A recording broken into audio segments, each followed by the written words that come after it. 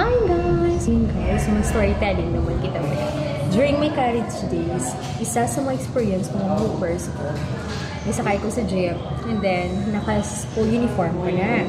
Tapos, ang ako na school shoes, open na siya sa likod. So, pagsakay ko, nagpinugod ko hala si man driver. Pag pinugod man ng driver, ang ako ng school shoes, nagilian siya sa kalsada. Kabalo kami ko nang ginabot kami ng driver.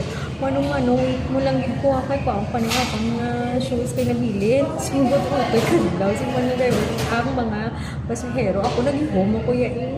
And then, pagsaka ko na sa jeep, Palo-kalo ko na tabo. Ang aking sandal, pag prino naman, may pagsaka ko sa jeep, nagprino naman si man driver. Tapos pag prino ni man driver, nagtabo ka sandal ko sa unahan, ari ko sa pinakalikod, nagtabo sa una-una, gid mo pasahero, kabalukan ako ng sambal ko.